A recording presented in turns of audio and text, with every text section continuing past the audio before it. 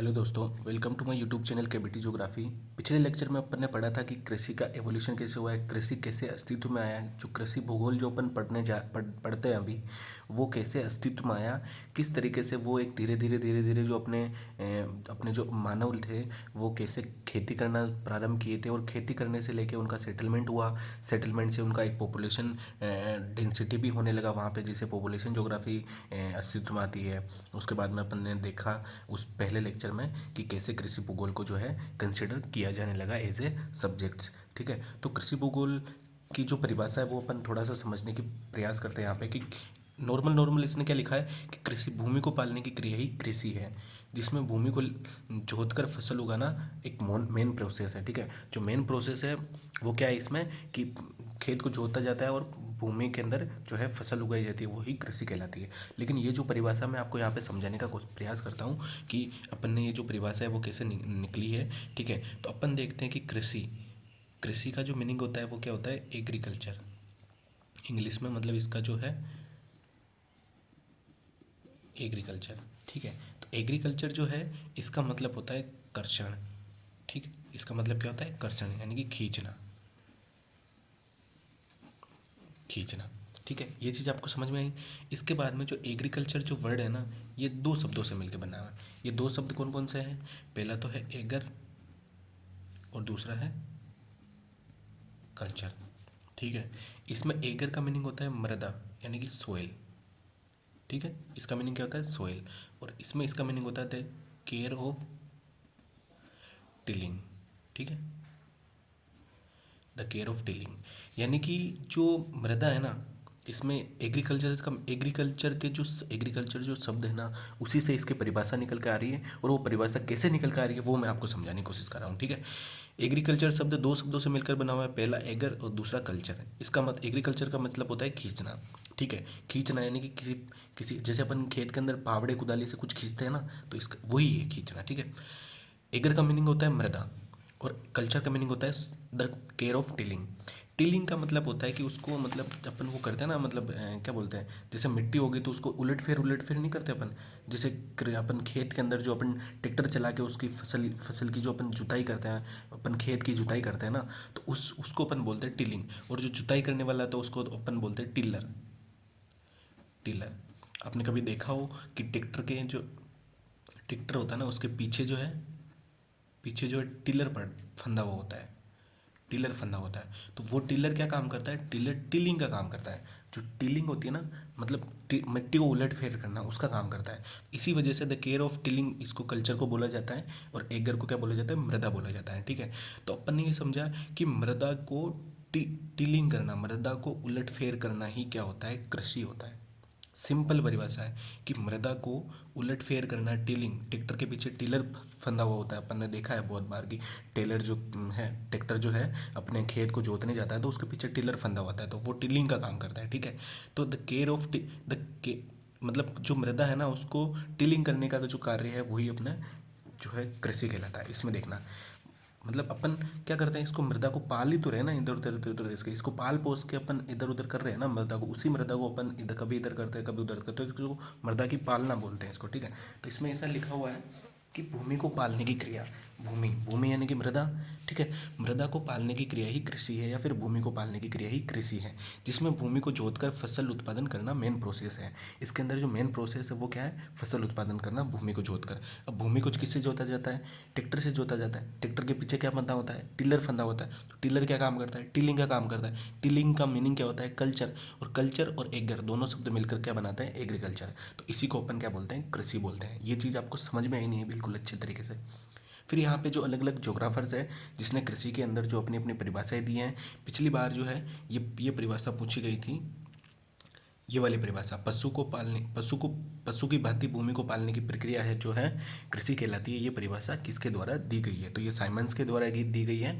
तो ये चीज़ यहाँ पे पूछी गई है। तो मैं यहाँ पे आपको कुछ कीवर्ड्स बता दूंगा जिससे आपको अच्छे से याद हो जाए इनकी डेफिनेशन, और इसी लेक्चर के अंदर याद हो जाएगी, देखना। और मैं आपको एक ट्रिक भी बताऊंगा जिससे आप इसको आसानी से याद कर सको। पहले मैं आपको ये बता देता हूँ, फिर इसके बाद में ट्रिक बताऊंगा। ठीक है, कृषि, लॉन्गमैन क्या बोलता है, देखना। लॉन्गमैन जो बोलता है, कृषि फसल पैदा करने के लिए बड़े पैमाने पर भूमि को जोतने का एक विज्ञान या फिर कला या फिर पद्धति है। ठीक है, यानी कि फसल पैदा करने के लिए ये बोलता है कि कृषि जो है ना वो फसल पैदा करने के लिए एक बड़े पैमाने पर भूमि को जोतने की क्रिया। हमेशा देखना भूमि आएगा और जोतना आएगा, ये चीज़ तो आएगी ही आएगी। ठीक है, तो लॉन्गमैन क्या बोलता है, लॉन्गमैन ये बोलता है कि बड़े पैमाने पर भूमि को या फिर बड़े पैमाने पर भूमि के या फिर मिट्टी को जोतने की क्रिया ही क्या बोलती है, कृषि कहलाती है। ठीक है, फसल पैदा करने के लिए। तो अपन ये कि इसमें क्या कीवर्ड्स हैं कि बड़े पैमाने पर भूमि को जोतने की क्रिया, कि बड़े पैमाने पर भूमि को जोतने की क्रिया ही ये कृषि कहलाती है। ठीक है, अब आता है वाटसन। वाटसन क्या बोलता है कि मृदा की खेती की संज्ञा दी गई है। मृदा की खेती अपन ने देखा था कि यहाँ पे जो अपन ने देखा था ना कि एगर और culture, the care of tilling, एगर यानी कि एग्रीकल्चर यानी कि कृषि को किसकी संज्ञा दी गई है, मृदा की संज्ञा दी गई है। क्योंकि एग्रीकल्चर शब्द ही मृदा से मिलकर बना हुआ है, एगर से मिलकर बना हुआ है। ठीक है, तो वाटसन क्या कहता है कि कृषि जो है मृदा की खेती की कृषि को मृदा की खेती की संज्ञा दी गई है जिसमें फसल उगाना व पशुपालन दोनों सम्मिलित किया जाता है। ठीक है, और मकार्टी क्या बोलता है कि कृषि स्वउद्देश्य शस्योत्पादन तथा पशुपालन है। यानी कि उद्देश्यपूर्ण कृषि जो है ये बोलता है कि उद्देश्यपूर्ण अपना शस्य उत्पादन। शस्य का मतलब होता है जैसे ये शस्य है ना, शस्य का मतलब होता है फसल। तो अपन इसको स्वदेशीय शस्योत्पादन या फिर स्वदेशीय फसलों उत्पादन ये भी अपन बोल सकते हैं। तो ये बोलता है कि स्वदेशीय शस्योत्पादन तथा पशुपालन ही कृषि कहलाती है। ठीक है, फिर साइमन जो बोलता है ना, साइमन्स क्या बोलता है कि पशुपालन की भांति भूमि को पालने की क्रिया। जैसे अपन पशु को कैसे पालते हैं, पशु को एक छोटा सा बछड़ा होता है या फिर छोटा सा बच्चा होता है, उसको अपन कितनी केयर करते हैं। कभी वो गिर गया तो उसको उठाते हैं, कभी वो कहीं और चला गया तो ढूंढ के लेके आते हैं, उसको खाना खिलाते हैं, उसको पालते पोसते हैं, उसको बड़ा करते हैं। तो अपन ये साइमन जो है ये बोलता है कि पशु को पालने की भांति ही भूमि को पालने की प्रक्रिया जो है कृषि कहलाती है। ठीक है, तो इसने क्या बोला कि अब ये क्वेश्चन आया था कि किसने भूमि को पालने की क्रिया की जो कंपैरिजन है वो पशु के पालने से किया था, तो वो था साइमन्स। ठीक है, और इसमें फिर दूसरा आता है विटलसी। ठीक है, विटलसी क्या बोलता है कि पौधों तथा पशुओं के मूल उत्पादों को प्राप्त करने के लिए किए गए मानवीय प्रयास। ठीक है, इसकी मैं डेफिनेशन समझाता हूँ कि विटलसी क्या बोलता है कि पौधे के मूल उत्पाद क्या है। जैसे अपन ने कुछ बोया तो उसका मूल उत्पाद क्या है मेजर में, जो अपने को प्रोडक्ट प्राप्त हो रहा है, यानी कि जैसे गेहूं बोए तो गेहूं से अपने को अनाज प्राप्त होता है, वो मूल उत्पाद है। पशुओं का मूल उत्पाद क्या है, जैसे कोई पशु है, जैसे कोई दुधारू पशु है तो दुधारू पशु का दूध हमें प्राप्त हो रहा है, तो वो मेल मूल प्रोडक्ट हो गया। ठीक है, तो पौधों तथा पशुओं, अपन ने ये बोला कि पिछली बार जो साइमन्स ने परिभाषा क्या दी थी कि पशुओं को पालने की बात ही मृदा को पालने की क्रिया जो है कृषि कहलाती है, ये उसने बोला था। तो अपन पूरी की पूरी डेफिनेशन जो भी लोग दे रहे हैं उसमें पशुपालन और मृदा पालन, भूमि पालन ये आ रहा नहीं आ रहा है। तो इसमें इसने ये बोला है कि पशु को पालने के बाद में और पौधों को पालने के बाद में या पशुओं को पालने के बाद में जो मूल उत्पाद प्राप्त होता है ना, उस मूल उत्पाद प्राप्त होने तक मानव के क्या क्या प्रयास रहते हैं। यानी कि जैसे पौधे के मूल उत्पाद प्राप्त हो रहे हैं तो पौधे के मूल उत्पाद, जैसे फसल के मूल उत्पाद प्राप्त करने के लिए पौधे उसमें छिड़काव कर रहा है, उसको बुआई कर रहा है, जुताई कर रहा है, उसकी वापस उसको पानी पिला रहा है फसल को, तो ये उसके मानवीय प्रयास है ना। तो मानव जब प्रयास करेगा तभी तो अपने को अपनी फसल से जो है प्रोडक्ट प्राप्त होगा, मूल प्रोडक्ट प्राप्त होगा। और वापस पशु को भी चारा खिला रहा है, चराने ले जा रहा है, उसको पानी पिला रहा है, उसका ख्याल रख रहा है। ठीक है, और उसके बाद में जो है मानव के जो यही प्रयास है, इन्हीं प्रयासों से जो है पौधों के पशुओं के मूल उत्पाद प्राप्त होता है। तो विटलसी यही बात बोलता है कि पौधों तथा पशुओं के मूल उत्पादों को प्राप्त करने के लिए किए गए मानवीय प्रयास ही कृषि है। ये चीज़ आपको डेफिनेशन समझ में आ गई अच्छे से। फिर रीड्स बोलता है कृषि विशेषताओं की क्षेत्रीय विविधताओं का वर्णन एवं व्याख्या है। जो कृषि है ना वो कृषि की विशेषताओं और क्षेत्रीय विविधताओं, जैसे अलग अलग क्षेत्र में अलग अलग प्रकार की कृषि की जाती है। जैसे बहुत सारे क्षेत्रीय विविधता यानी कि ये अपना राजस्थान है जो डेजर्ट वाला इलाका है, तो डेजर्ट वाले इलाका में थोड़ी अलग प्रकार की कृषि की जाएगी। और जो मैदानी भूमि है जैसे जहाँ पे पानी जलोढ़ मृदा है वहाँ पे, तो वहाँ पे अलग प्रकार की कृषि की जाएगी। जैसे राजस्थान में बाजरा ज़्यादा होता है, उड़ीसा में अपने देखते चावल ज़्यादा होता है, यूपी बिहार के अंदर गेहूँ ज़्यादा होता है। तो एक अलग अलग भौगोलिक क्षेत्र के अंदर कृषि की भी अलग अलग विविधताएं पाई जाती हैं। तो अलग अलग भौगोलिक क्षेत्रों की फसल पैदा करने की एक अलग विशेषता है। यानी कि राजस्थान की जो फसल उत्पादन करने की विशेषता क्या है, वो बाजरा की तरह की फसल उत्पादित करने की वो विशेषता रखता है। उड़ीसा के अंदर जो विशेषता है वो क्या, वो चावल के तरह की फसल उत्पादन करने की विशेषता रखता है। तो अलग अलग भौगोलिक क्षेत्रीय विविधता है ना, वो उनकी एक फसल उत्पादन करने की अलग अलग विशेषता होती है। तो ये रीड्स ये चीज़ समझाना चाह रहा है। ठीक है, ब्रुकफील्ड बोलता है ज्योग्राफी ऑफ कल्टीवेशन, कृषि को क्या बोलता है ये, कृषि को ब्रुकफील्ड क्या बोलता है, ज्योग्राफी ऑफ कल्टीवेशन। और जो बुकानन है, बुकानन को एक मिस्र शब्द का यूज किया है कृषि के साथ में, जिसका नाम है पोर्टमांडियू। पोर्टमांडियू, ठीक है, पोर्टमांडियू ये जो है वर्ड यूज़ करता है। तो ये आपको इंपॉर्टेंट है, ये आपको ध्यान में रखना है कि पोर्टमांडियू जो शब्द है किसने यूज किया था। तो अपन ने 4 लोगों की परिभाषा देखी थी, ठीक है। इन चारों लोगों को याद करने का मैं एक तरीका बता देता हूँ। जैसे अपन ने क्रिकेट तो देखा है बहुत सारों ने, तो क्रिकेट में लॉन्गमैन होता है। तो लॉन्गमैन बिल्कुल ही पीछे की तरफ होता है, आपको पता हो तो। मतलब क्रिकेट का जो ग्राउंड होता है ना, जैसे ये क्रिकेट का ग्राउंड है, ठीक है, ये क्रिकेट का ग्राउंड है, यहाँ पे 2 स्टंप्स लगे हुए हैं और ये खेल रहे हैं। तो लॉन्गमैन या तो इधर होगा या इधर होगा, ठीक है, ये लॉन्गमैन है। तो लॉन्गमैन यहाँ होता है ना, तो पूरे इसको विस्तृत पूरा का पूरा मैदान दिख जाता है। तो इसी वजह से लॉन्गमैन से याद रखना आप लोग कि कृषि फसल पैदा करने के लिए बड़े पैमाने पर, ये पूरा का पूरा बड़ा पैमाना है, ये यही बोलना चाह रहा है लॉन्गमैन। यहाँ पे जो लॉन्गमैन खड़ा है वो क्या बोलना चाह रहा है कि बड़े पैमाने पर कृषि को जोतने की क्रिया, भूमि को जोतने की क्रिया। यहाँ से पूरा पूरा का बड़ा मैदान दिख रहा है ना इसको, तो ये एक ट्रिक है, ठीक है, आपको याद करने की। थोड़ा सा की वर्ड याद रखना है कि माइंड में कैसे अपन याद रख सकते हैं, ठीक है। तो लॉन्गमैन यहाँ होता है, तो लॉन्गमैन को सब कुछ दिखता है, तो विस्तृत बड़े पैमाने पर भूमि को जोतने की क्रिया कृषि कहलाती है, ये लॉन्गमैन बोलता है। अब लॉन्गमैन के पास में कौन खड़ा होता है, वाटसन। आपको पता है वाटसन जो है अपने ऑस्ट्रेलिया का खिलाड़ी है, ठीक है, ओसीज, ठीक है। तो वाटसन क्या बोलता है, इसको ये बोलता है कि इतना बड़ा, इसको वाटसन इसको बोलता है अपने किसको, लॉन्गमैन को वाटसन इसके पास में होता है यहाँ पे।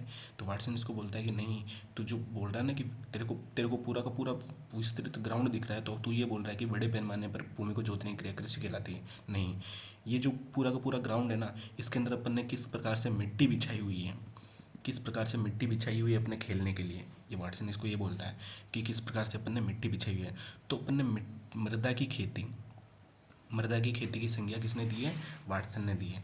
तो वाटसन क्या बोलता है, कृषि जो है मृदा की खेती की संज्ञा देता है, ठीक है। मकार्टी क्या बोलता है, आपको पता हो तो, अपने क्या बोलता है, अपने नीदरलैंड का खिलाड़ी है, नीदरलैंड का, ठीक है, नीदरलैंड का खिलाड़ी है, नीदरलैंड का खिलाड़ी है जिसका नाम है बेरी मकार्टी, बेरी बेरी मकार्टी। तो बेरी मकार्टी ने एक बार 100 बनाया था, शतक लगाया था। आपको याद हो तो आप यूट्यूब पे सर्च करके देखना, बेरी मकार्टी नाम आएगा। बेरी मकार्टी बहुत ही अच्छा खिलाड़ी है, बैटिंग करता है वो। तो पूरा का पूरा क्रिकेट के ग्राउंड से आपको सारी चीज़ याद करवा दूंगा मैं, ठीक है।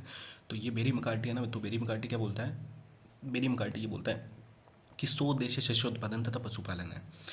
इसने 100 बनाए ना, तो 100 उद्देश्य बोलता है, इसीलिए 100 उद्देश्य। जहाँ पे भी 100 उद्देश्य वर्ड है ना, कृषि एग्रीकल्चर ज्योग्राफी से जो क्वेश्चन आते हैं उसमें 100 उद्देश्य शस्य उत्पादन तथा पशुपालन, तो वो आप समझ जाना। बेरी मकार्टी ने 100 बनाया था, ठीक है। तो बेरी मकार्टी ने 100 बनाया था, नीदरलैंड का खिलाड़ी था, ये आप यूट्यूब पर सर्च करके देख लेना। अब साइमंस बोलता है, साइमंस किसका खिलाड़ी था, साउथ अफ्रीका का, साउथ अफ्रीका का साइमंस बोलता है।